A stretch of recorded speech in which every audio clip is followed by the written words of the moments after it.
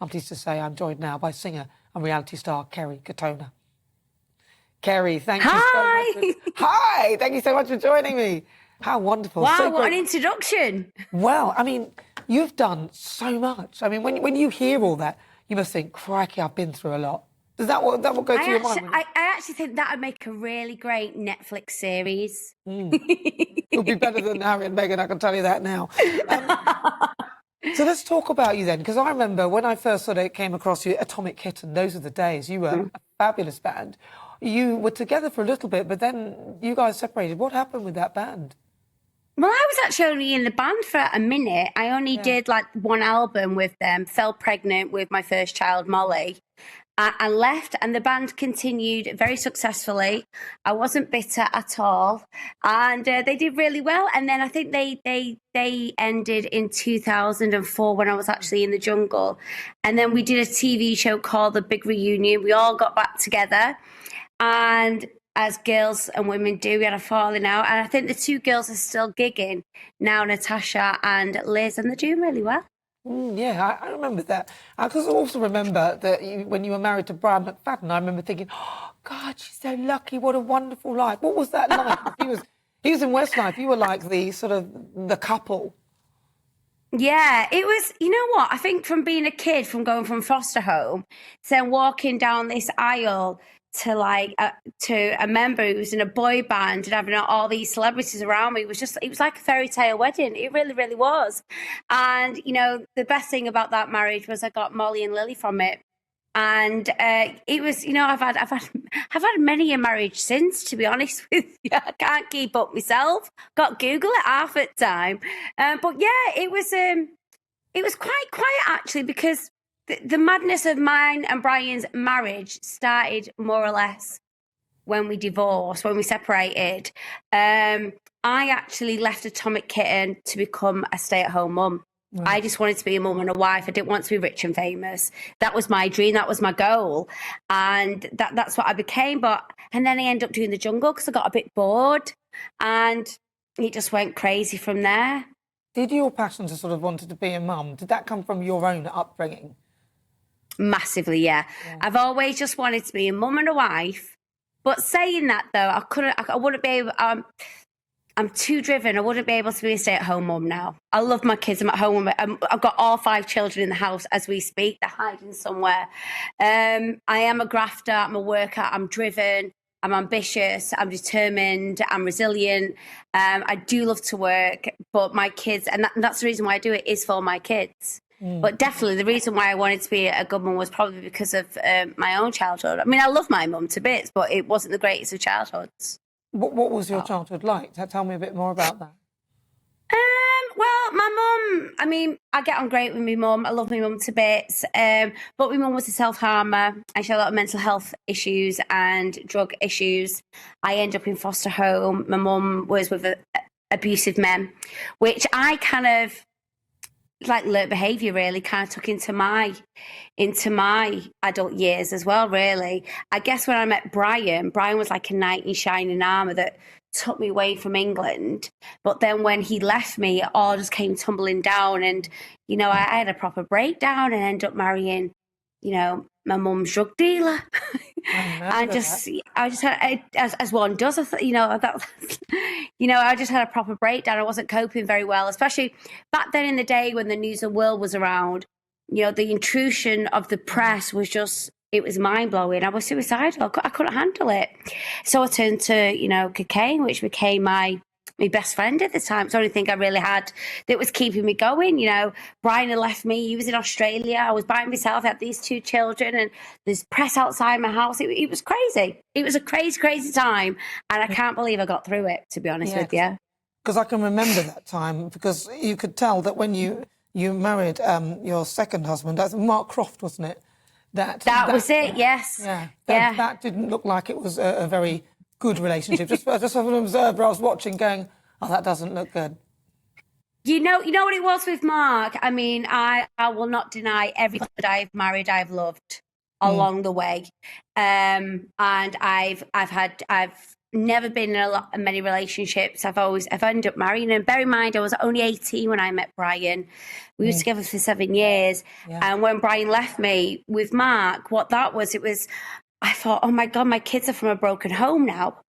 And I was trying to fulfill my dream as a child, not so much worried about what they needed, but oh my God, not realizing that I was enough for my kids, that I thought, oh, I need to get married. And Mark asked me to marry him. And I was like, yeah, that'll fix everything. That'll fix the problem.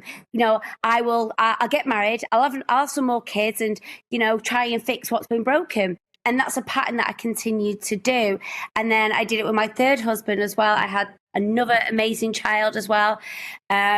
This time around, I've been with Ryan nearly 5 years. And normally now at this point, I'm talking to divorce lawyers, but there's not a kid in sight and there's not a marriage in sight yet either. But so I'm doing something different. Yeah, probably a good thing. What do you think, though? So I imagine it is learned behaviour. You said that you end up with people who seem to be abusive or don't quite fit the mould now. Do you feel that you've got it right at last? I think I've had to go through what I've been through to be with who I am with today and be who I am today.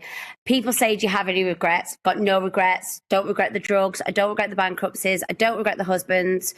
I've not made any mistakes. They've all been lessons. We're all human. The only thing is, all my lessons have all been in the public eye. I'm a human being.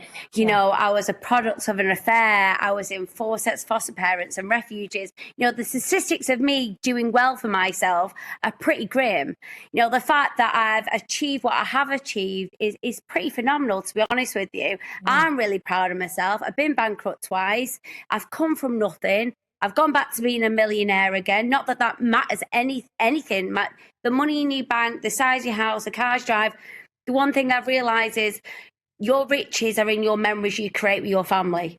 And that's one thing I've learned. But I am driven by always making sure that my kids are provided for. Yeah, and I think... Yeah. It's really good to see somebody like you having lots of children as well, because a lot of people in your position might have said, oh, I'll have an abortion, I'll get rid of that because I can't afford to do this. And that's why I like watching your journey and Katie Price's journey. But one of the things I remember really quite clearly was remember that time you were on Good Morning Britain? Or was it Good Morning Britain or was it This Morning? Oh, no, I don't. I think it was This Morning. What time are we talking about? I haven't got a clue. Do you remember the time? You know the one I mean. You know the one I mean. I was like, what's wrong with that? What was going on with you then?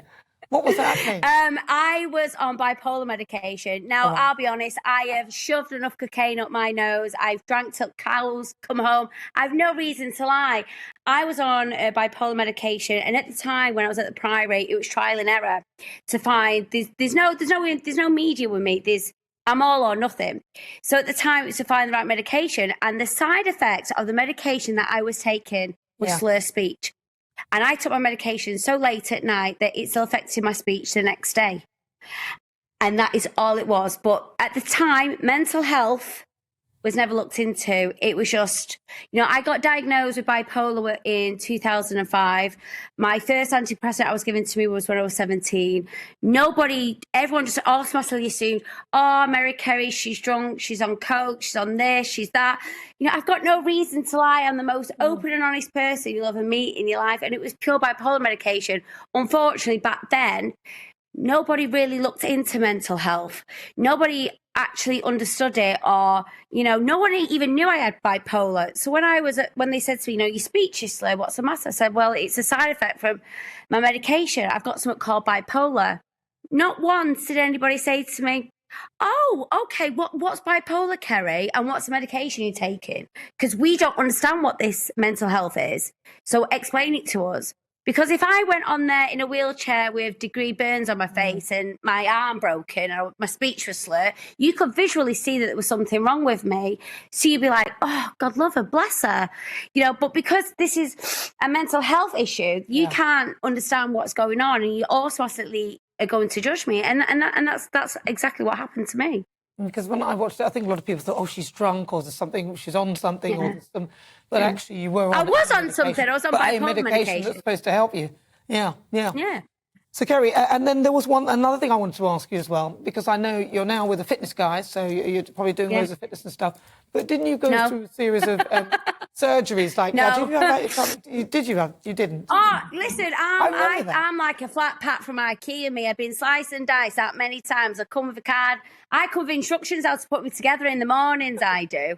I've definitely got body dysmorphia. I've been in the industry since I was 17, and I recently had a tummy tuck a couple of years ago, which I should never have had done, to be honest with you. But I botched it up, and I've just gone and got a corrective surgery done at the moment.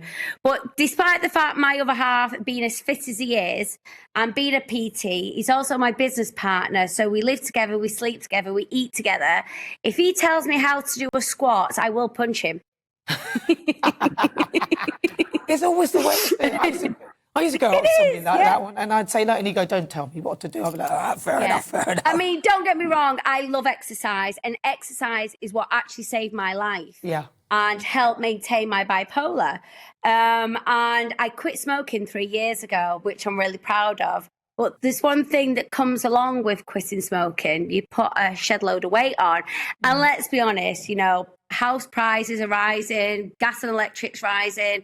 So I thought I'd get a bit of insulation on my body to save myself a bit of money. Well, it depends if you replace the smoking for eating. You could eat an apple instead. Kerry, talk to me about what you're doing now then, because you're doing panto, aren't you? No. I've just finished doing panto. I did that with my daughter. I've just released my third autobiography called Whole Again, which is available in all bookshops now to go and buy. It's a really good read.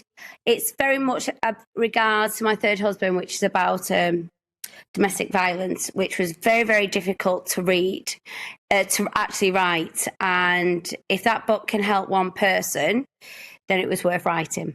And I have loads of business projects coming up at the moment. A lot of them I can't talk about, but I've got my fitness app, I've got my dating app, I've got Kerry's boutique. There's loads going on, and I've got 5 kids, and I've got an Orion. Well, listen, I'm really pleased to see you because you look really happy, and I wish you all the best. Thank you. Thank you so much for talking to us, Kerry.